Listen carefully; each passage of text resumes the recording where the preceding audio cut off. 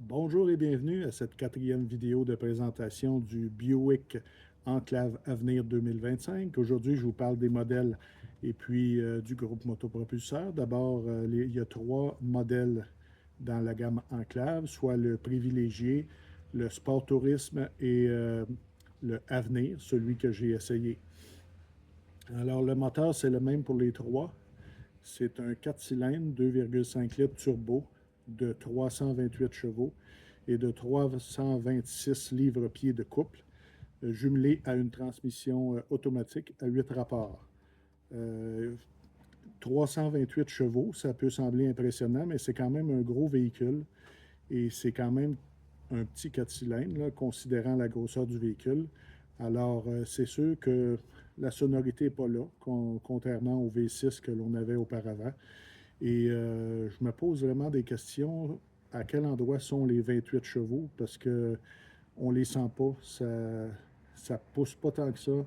Et puis, on était une ou deux personnes à bord pendant la semaine. Alors, j'ose à peine imaginer avec 7 personnes à bord, l'emplacement des bagages remplis. Je pense que ça va être un peu difficile. Et en plus, Buick affirme que avec le kit de remorquage, le kit pour remorquer une roulotte ou ce que vous voulez, on peut remorquer 5000 livres. Alors, je pense que le 4 cylindres va vraiment être au bout de ses capacités, sinon au-dessus de ses capacités. Alors, je me pose de sérieuses questions sur comment la fiabilité de ce groupe motopropulseur-là va évoluer avec le temps. Pour les roues, ben, je vous ai déjà dit que le modèle Avenir a des roues de 22 pouces. Alors ça, c'est aussi à prendre en compte. Ça affecte un petit peu le confort, mais disons que la suspension fait le travail. Les modèles moins équipés, comme le privilégié ou le sport tourisme, eux, ont droit à des roues de 20 pouces. Alors ça, c'est un peu plus dans la norme pour les gros véhicules. 22 pouces, c'est grand.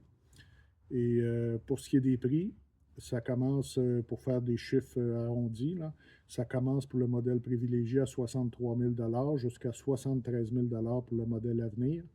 Celui-ci, on lui a ajouté quelques options, dont le Super Cruise, et ça fait monter la facture à un petit peu plus de 78 000. Alors, si vous rajoutez les taxes et tout, on est quand même dans un véhicule assez, je dirais, dispendieux, là.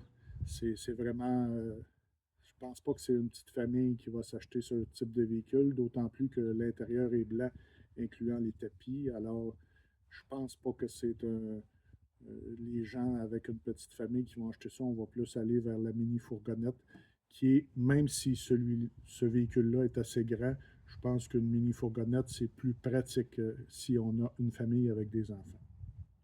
Alors, commentez, aimez et partagez. Et un article très en détail sur le compte-rendu de la semaine de l'essai de ce Buick sera disponible très bientôt sur autoopinion.ca. Alors, je vous donne rendez-vous très bientôt pour mon nouvel essai.